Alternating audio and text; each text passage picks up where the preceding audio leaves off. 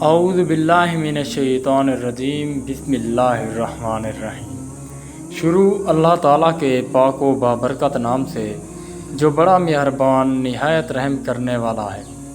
آج کی اس ویڈیو میں تمام دیکھنے اور سننے والوں کو السلام علیکم ورحمۃ اللہ۔ آج کی اس ویڈیو میں آپ دوستوں کے ساتھ قارون اور حضرت موسیٰ علیہ السلام کا واقعہ پیش کروں گا۔ قارون وہ بدبخت تھا جس نے اللہ تعالیٰ کے احکامات کو ماننے سے انکار کر دیا۔ اللہ تعالیٰ نے اسے خوب مال و دولت دیا تو وہ مال و دولت کے آتے ہی اللہ تعالیٰ کا نافرمان بن گیا۔ ہم یہ بچپن سے سنتے آ رہے ہیں کہ قارون بہت ہی زیادہ امیر بادشاہ تھا، اس کے پاس بہت ہی زیادہ مال و دولت تھا۔ آخر اس کے پاس کتنا مال و دولت تھا، اس نے اتنا مال و دولت کہاں سے کمایا، کیسے کمایا، اور اللہ تعالیٰ نے اسے اتنا مال و دولت کیسے دیا، اور پھر جب اس کے پاس مال و دولت آیا تو وہ مغرور کیوں بن گیا اور اللہ تعالیٰ کے احکامات کی نافرمانی کیوں کرنے لگا؟ آخر اس کے پیچھے کی تمام وجوہات کیا تھی؟ آج کی اس ویڈیو کو مکمل دیکھنے کے بعد آپ لوگوں کو قارون کا مکمل واقعہ سمجھ میں آ جائے گا کہ آخر قارون کون تھا، اس کے پاس اتنا مال و دولت کیسے آیا، اسے اللہ تعالیٰ نے کس طرح کے عذاب میں مبتلا کیا، آخر کیوں اللہ تعالیٰ نے اسے اتنا بڑا دردناک عذاب دیا۔ آج کی اس ویڈیو کو مکمل دیکھنے کے بعد آپ دوستوں کو مکمل واقعہ سمجھ میں آ جائے گا۔ ویڈیو شروع کرنے سے پہلے آپ سب دوستوں سے گزارش ہے کہ ہمارے ویڈیو کو لائک کر دیں اور چینل کو سبسکرائب بھی لازمی کر دیں تاکہ میں جب بھی کبھی ایسا اسلامک واقعہ اپنے چینل پر اپلوڈ کروں آپ دوستوں کو سب سے پہلے ملے۔ تو خیر دوستو، بڑھتے ہیں آج کی اپنی ویڈیو کی طرف۔ بعض روایات کے مطابق قارون حضرت موسیٰ علیہ السلام کا چچا زاد بھائی تھا اور بظاہر اس نے آپ کا دین بھی قبول کر لیا تھا، نماز پڑھتا تھا، تورات پڑھتا تھا، لیکن ریاکار اور کمزور عقیدے کا انسان تھا، مکمل ایمان نہیں رکھتا تھا، چاہتا تھا کہ لوگ اس سے خوش فہمی رکھیں تاکہ انہیں فریب دے سکے۔ قارون فصلوں کو پیشگی سستا خریدتا تھا اور بعد میں انہیں مہنگے داموں میں فروخت کرتا تھا، معاملات میں کم تولتا، دھوکہ اور بے انصافی کرتا، سود کھاتا اور جتنا ہو سکتا تھا لوگوں پر ظلم کیا کرتا تھا۔ اسی قسم کے کاموں سے بہت ہی زیادہ دولت اکٹھی کر لی تھی اور وہ اپنی دولت کو ہر چیز سے زیادہ عزیز رکھتا تھا۔ قارون خدا پرست نہ تھا بلکہ دولت پرست تھا، اپنی دولت عیش و عشرت میں خرچ کرتا تھا، بہت عمدہ محل بنایا اور ان کے در و دیوار کو سونے اور مختلف قسم کے جواہرات سے مزین کیا، حتیٰ کہ اپنے گھوڑوں اور اونٹوں کو سونے اور جواہرات سے مزین کیا۔ قارون کے پاس سینکڑوں غلام اور کنیزیں تھیں اور ان کے ساتھ برا سلوک کرتا اور انہیں مجبور کرتا کہ اس کے سامنے زمین پر گر پڑیں اور اس کے پاؤں کو بوسہ دیں۔ بعض عقل مند مومن اسے نصیحت کرتے اور کہتے کہ اے قارون، یہ تمام باغ اور ثروت کس لیے ہے، یہ سب دولت اور مال کس لیے ذخیرہ کر رکھا ہے، کیوں لوگوں پر اتنے ظلم ڈھاتے ہو، خدا کو کیا جواب دو گے، تو غریبوں کا حق کیوں پامال کرتا ہے، غریبوں اور ناداروں کی کیوں مدد نہیں کرتا، نیک کاموں میں کیوں قدم نہیں بڑھاتا۔ قارون غرور اور تکبر میں جواب دیتا کہ کسی کو ان باتوں کا حق نہیں پہنچتا، میں اپنی دولت خرچ کرتا ہوں۔ مومن اسے وعد کرتے اور کہتے کہ اتنی بڑی دولت حلال سے اکٹھی نہیں ہوتی، اگر تو نے ناانصافی نہ کی ہوتی اور سود نہ کھایا ہوتا تو اتنا بڑا سرمایہ نہ رکھتا، بلکہ تو بھی دوسروں کی طرح ہوتا اور ان سے کوئی خاص فرق نہ رکھتا۔ قارون جواب میں کہتا، نہیں، میں دوسروں کی طرح نہیں، میں چالاک اور محنتی ہوں، میں نے کام کیا ہے اور دولت مند ہوا ہوں، دوسرے بھی جائیں کام کریں، زحمت اٹھائیں تاکہ وہ بھی دولت مند ہو جائیں، میں کس لیے غریبوں کی مدد کروں۔ لیکن مومن اس کی رہنمائی کے لیے پھر بھی کہتے کہ تم لوگوں کے حقوق ادا نہیں کرتے جب ہی اتنے دولت مند ہوئے ہو، اگر تم مزدوروں کا حق ادا کرتے تو اتنے ثروت مند نہ ہوتے اور وہ اتنے فقیر اور خالی ہاتھ نہ ہوتے۔ اگر اب بھی چاہتے ہو کہ سعادت مند اور عاقبت بخیر ہو جاؤ تو اپنی دولت کو مخلوق خدا کی آسائش اور ترقی میں خرچ کرو۔ دولت کا انبار لگا لینا اچھا نہیں، دولت کو ان راستوں میں کہ جیسے خدا پسند کرتا ہے خرچ کرو۔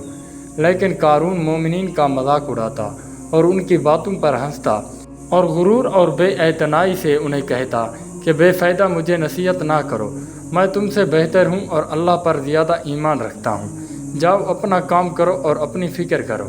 ایک دن قارون نے بہت ہی عمدہ لباس پہنا اور بہت عمدہ گھوڑے پر سوار ہوا اور اپنے محل سے باہر نکلا۔ بہت ہی زیادہ نوکر چاکر بھی اس کے ساتھ باہر آئے۔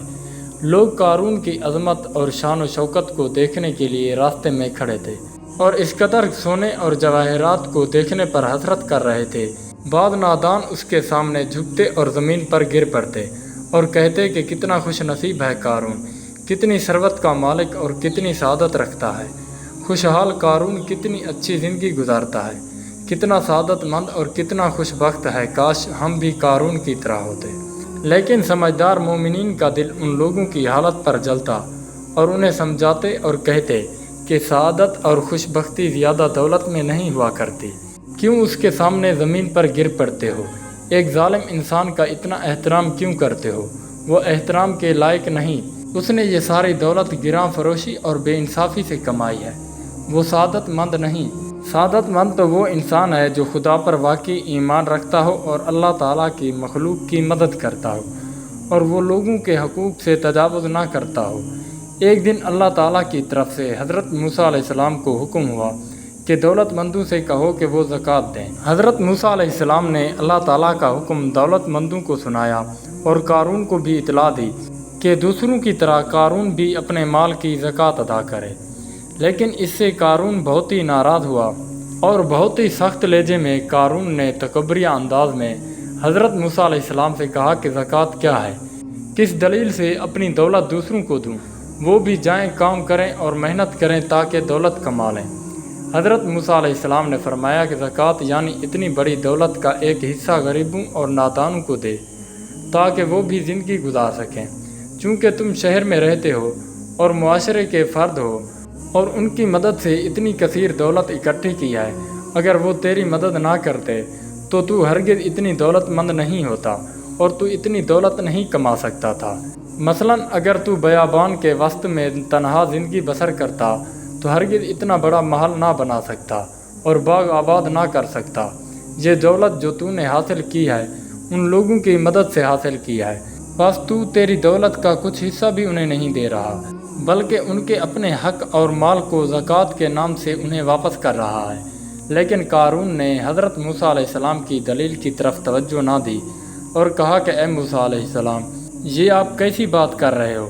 آپ چاہتے ہو کہ میں اپنی دولت کا کچھ حصہ ان غریبوں کو دے دوں جو خود بھی محنت مزدوری کر کے کما سکتے ہیں؟ یہ جو میرے پاس مال و دولت ہے یہ میں نے خود محنت مزدوری کر کے کام کر کے کمایا ہے اور پھر جا کر اتنا میرے پاس مال و دولت آیا ہے۔ کیا ہم نے یہ برا کام کیا ہے کہ ہم تم پر ایمان لے آئے ہیں؟ کیا ہم نے گناہ کیا ہے کہ نماز پڑھتے ہیں؟ اب آپ ہماری دولت میں سے بھی ہم سے حصہ لینا چاہتے ہیں؟